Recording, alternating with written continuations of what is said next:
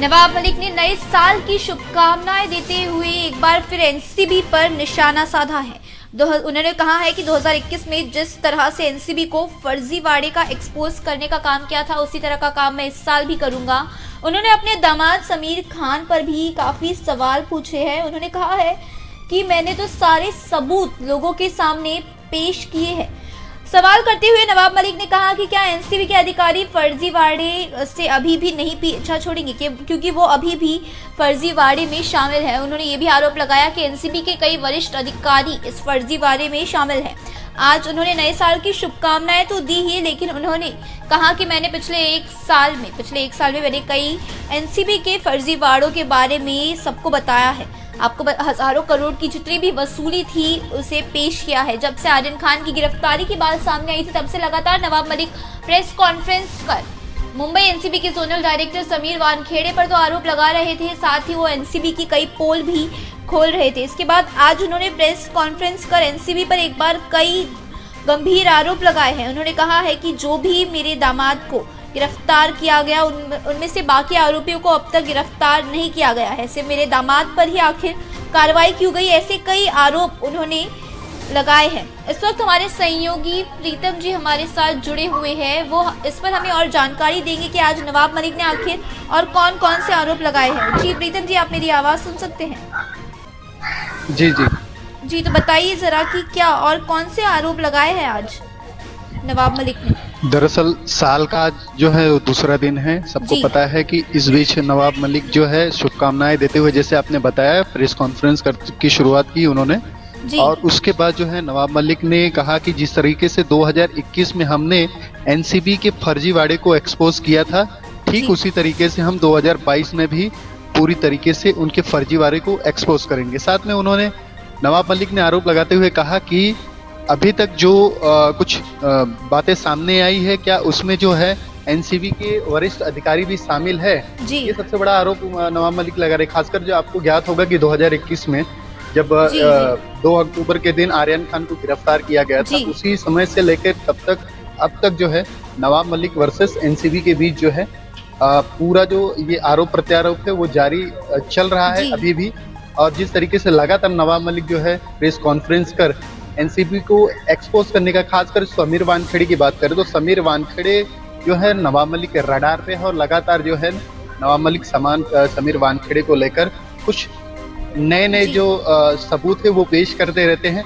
उन्होंने आज जो है जैसे कि एक बाबू का नाम लिया, बाबू नाम व्यक्ति का नाम लिया है उन्होंने, और उसकी एक कॉल रिकॉर्डिंग उन्होंने मीडिया के सामने रखी, लोगों को सुनाया और साफ तौर पे उन्होंने ये भी कहा कि क्या इसमें जो है बाप का जो नाम सामने आ रहा है, क्या इसमें समीर वानखेड़े उनके साथ मिले हुए। तो ये तमाम जो आरोप है वो नवाब मलिक लगाते हुए नजर आ रहे हैं। दूसरी बात ये कि जब से ये मामला जो है आर्यन खान से शुरू हुआ था, लगातार इसमें कई जो एंगल हम सबको सामने दिखे थे, उस एंगल को उन्होंने अपने समक्ष में रखा। और खासकर इसमें उन्होंने कही कि जो समीर खान है उनके दामाद, उनको बिना गिरफ्तार उनके खिलाफ जो याचिका थी उन्होंने अपील याचिका दायर की थी। उसके बाद जो और उसमें आरोपी शामिल थे उनके खिलाफ किसी भी तरीके से याचिका दायर नहीं की गई थी। ये साफ तौर पे नवाब मलिक आरोप लगा रहे हैं कि ये जो मिली भगत कहीं ना कहीं एनसीबी अधिकारियों की है और खासकर समीर वानखेड़े पे उन्होंने निशाना साधा है आज के प्रेस कॉन्फ्रेंस में। जी, तो आपको बता दें कि आज नवाब मलिक ने यह भी आरोप लगाया है कि एनसीबी दिल्ली में लॉबिंग कर रही है और साथ ही एनसीबी दिल्ली की कई जगहों पर वसूली करती है। आपको बता इस पे ऐसे कई आरोप आज उन्होंने लगाए हैं और साथ ही उन्होंने कुछ कॉल रिकॉर्ड्स भी सबूत में अपने पेश किए हैं। जी, जैसे मैंने बताया कि बापू नामक जो व्यक्ति था उसका उन्होंने कॉल रिकॉर्डिंग जो है मीडिया के सामने पेश किया है आज और सुनाया है लोगों को किस तरीके से उसमें जो गतिविधि वाली बात की जा रही, खासकर पंचनामा को लेकर जो है नवाब मलिक ने बात की है कि पंचनामा अभी तक क्यों नहीं किया गया।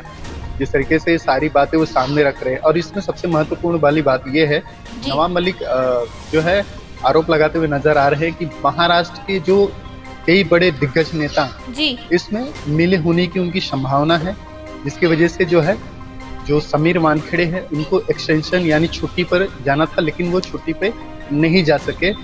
और उन्होंने कहा कि समीर वानखेड़े इसमें अपने प्रतिक्रिया में अलग ही कुछ बयान जारी किया है।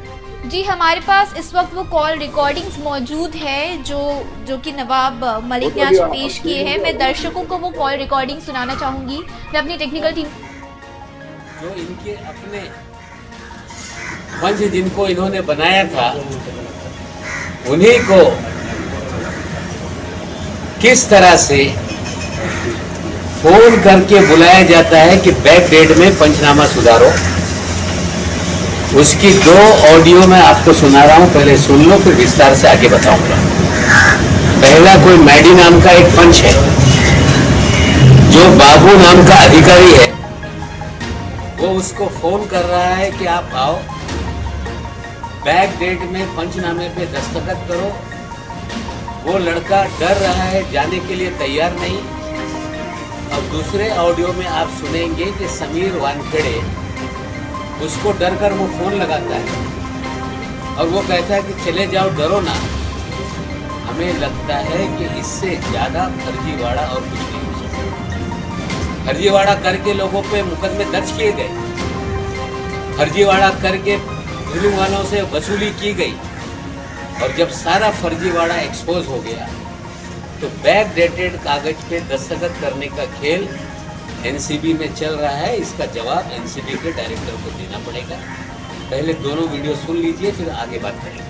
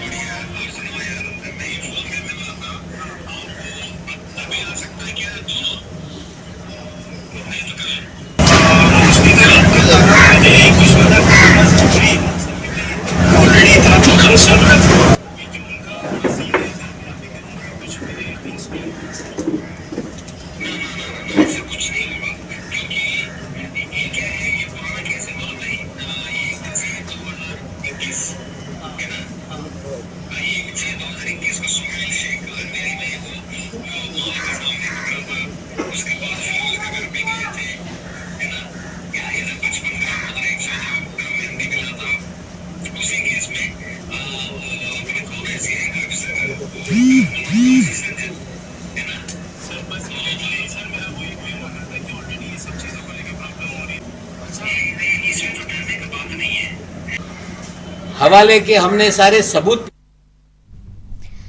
तो आप देख रहे थे, आप सुन रहे थे सर नवाब मलिक को, जो उन्होंने कॉल रिकॉर्डिंग्स पेश की। पहले तो आज उन्होंने प्रेस कॉन्फ्रेंस इस साल की शुभकामनाएं दी लोगों को, लेकिन उसके बाद उन्होंने कहा कि मैंने इस साल 2021 में, पिछले साल मैंने कई फर्जीवाड़े एनसीबी केस सामने रखे हैं, मैंने कई सबूत सामने रखे।